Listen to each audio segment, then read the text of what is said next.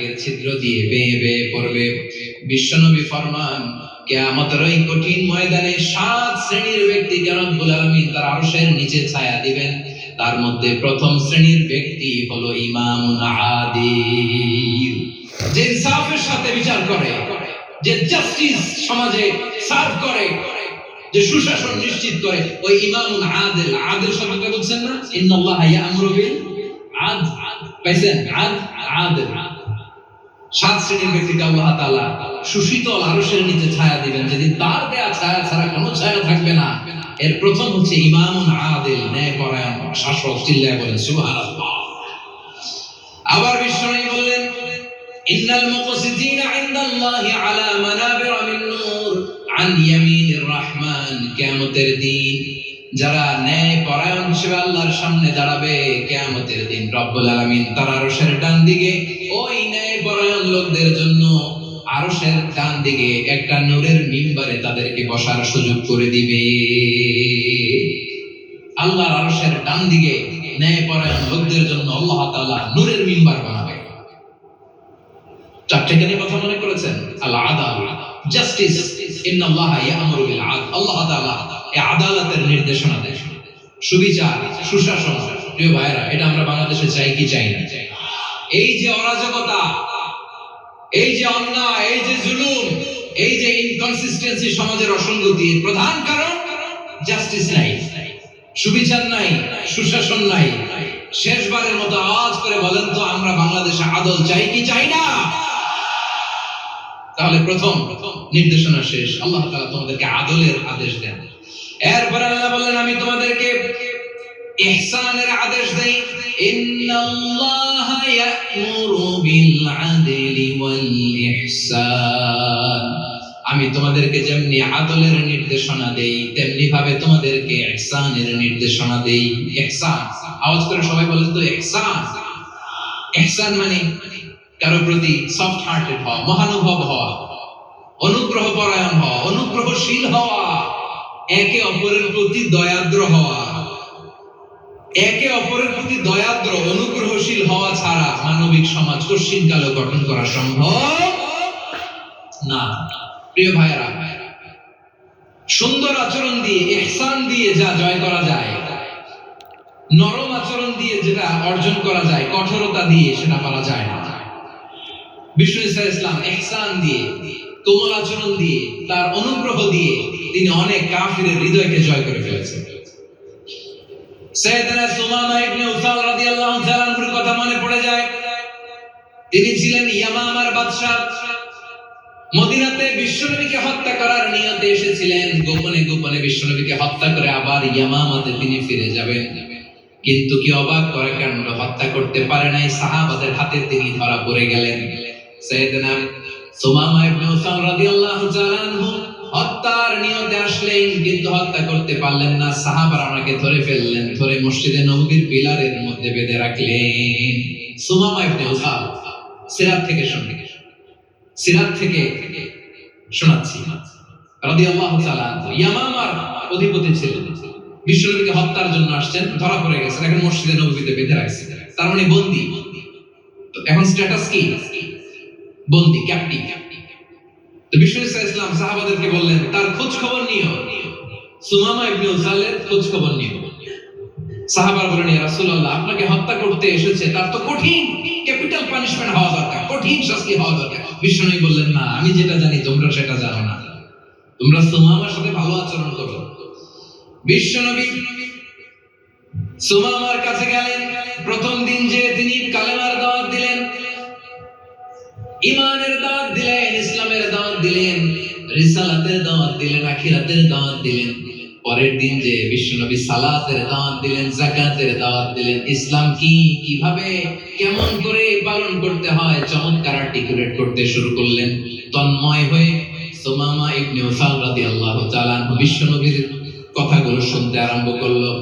একদিন নয়, 2 দিন নয়, টানা 3 দিন বিশ্বনবী সুমামার কাছে ইসলামকে প্রেজেন্ট করেছেন, উপস্থাপন করেছেন। আওয়াজ করে বলেন, কয় দিন?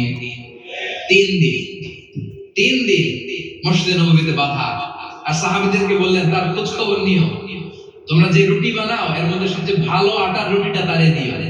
সবচেয়ে রিফাইন্ড খেজুর, যেটা পিওর খেজুর, এটা তারে দিয়ে। আর বিশ্বনবী নিজের ওট থেকে দুধ দহন করে ওনার বাড়ির এক কর্মচারীকে বলেছেন দুধ দহন করে সুমামার জন্য নিয়েছে। সুবহানাল্লাহ পড়বেন না? সবাই তো অবাক, ইয়ামামা থেকে আসছে নবীকে হত্যা করতে, বিশ্বনবী থেকে তারে জামায়াত করে। একদিন নয়, 2 দিন নয়, টানা 3 দিন বিশ্বনবী এভাবে সুমামার কাছে যে ইসলামকে প্রেজেন্ট করতে আরম্ভ করলেন, ইসলামকে উপস্থাপন করতে শুরু করলেন, আর তাকে চমৎকার এন্টারটেইনমেন্ট আপ্যায়ন দিতে আরম্ভ করলেন। টানা 3 দিন যখন ইসলামের দ্য বিউটিজ অফ ইসলাম, ইসলামের সুমহান বাণী সৌন্দর্য তার কাছে উপস্থাপন শেষ, তাকে আপ্যায়ন শেষ, বিশ্বনবী বললেন সাহাবাদেরকে, যাও এবার সুমামার হাতের পায়ের রশি দুটো খুলে দাও। সাহাবারা তর্ক জোরে দিলেন, লা ইয়া রাসূলুল্লাহ, এটা করবেন না তো, ভয়ঙ্কর ভয়ঙ্কর খুনি, কি জানি কি হয়ে যায়। বিশ্বনবী বললেন, না, তার হাতে পায়ের রশিগুলো খুলে দাও। সাহাবারা বিশ্বনবীর কথা মতো তার হাতে পায়ের রশিগুলো খুলে দিল। সুমামা মুহূর্তের মধ্যে মসজিদে নববী থেকে বের হয়, ইয়ামামায় ফিরে না যে মসজিদে নববীর পাশে একটা খেজুর বাগান ছিল, সেখানে চলে গেলেন। সেখানে একটা ছোট্ট কুয়া ছিল, কুয়ার পানি দিয়ে তিনি গোসল করলেন। সুবহানাল্লাহ পড়েন। কুয়ার পানি দিয়ে গোসল করে মসজিদে নববীর সামনে এসে বিশ্বনবী এবং সাহাবাদের সামনে দাঁড়িয়ে সাব্বাবা উঁচু করে বললেন, আশহাদু আল্লা ইলাহা ইল্লাল্লাহ ওয়া আশহাদু আন্না মুহাম্মাদান আবদুহু ওয়া রাসূলুহু। আমি সাক্ষ্য দিচ্ছি আল্লাহ ছাড়া কোনো ইলাহ নাই, আর মুহাম্মদ আল্লাহ তাআলার প্রেরিত বান্দা এবং রাসূল। প্রিয় ভাইরা, ইহসান দিয়ে যা জয় করা যায়, কঠোরতা দিয়ে সেটা কঠিন কালেও জয় করা যায় না। আওয়াজ করে বলেন ঠিক না?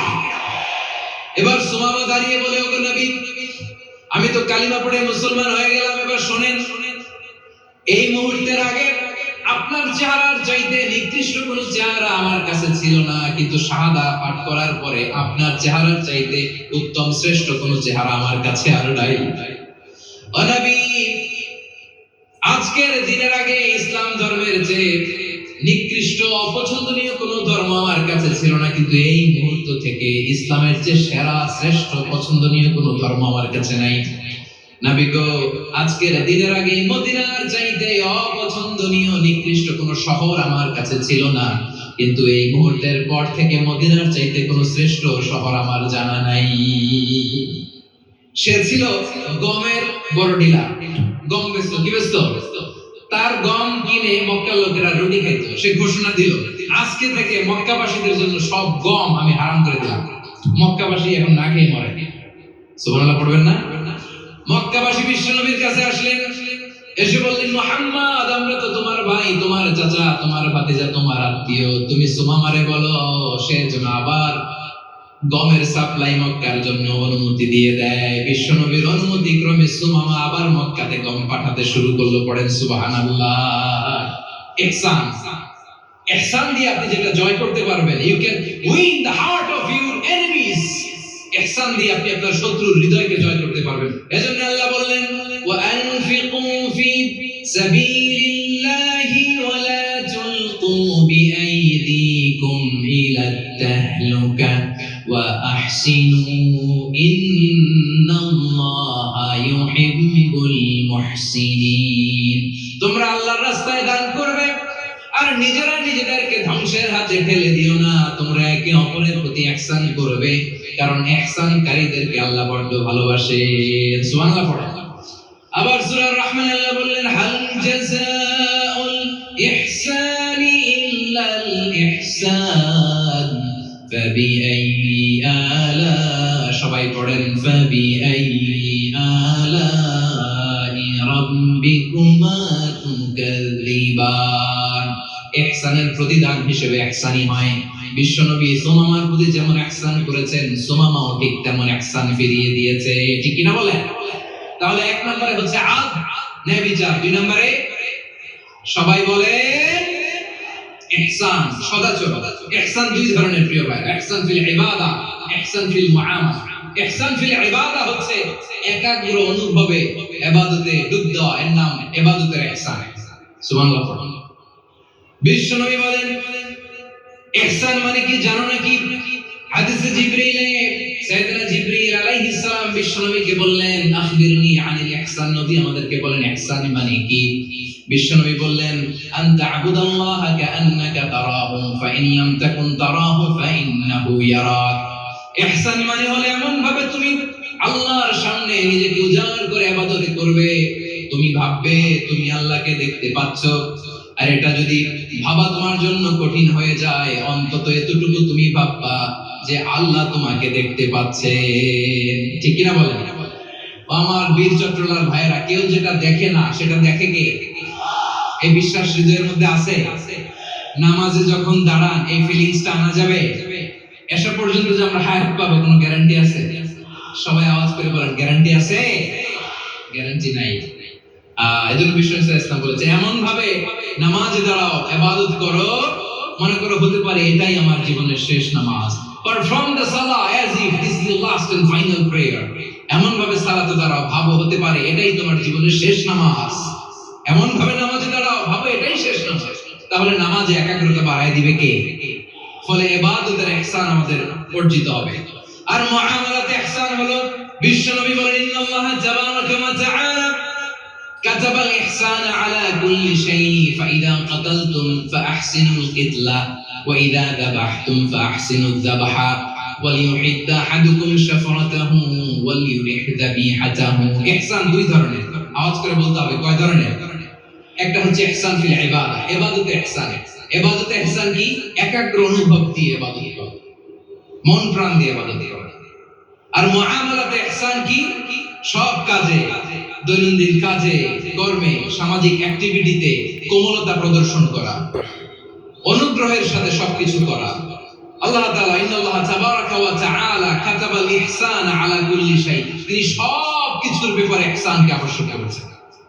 সবকিছু, মুমিনের সব কাজে ইহসানের পরশ থাকবে। ওয়া ইযা কাতালতুম ফাহসিনুল কিতলা, বিষ্ণু বলেন তুমি যখন কাউকে হত্যা করো ইহসানের সাথে করো। সুবহানাল্লাহ পড়বেন না? যখন হত্যা করো তখনও ইহসানের সাথে। আচ্ছা, হত্যা করবো আবার ইহসান আসবে করতে, ধরে তো মেরেই ফেলবো আমি।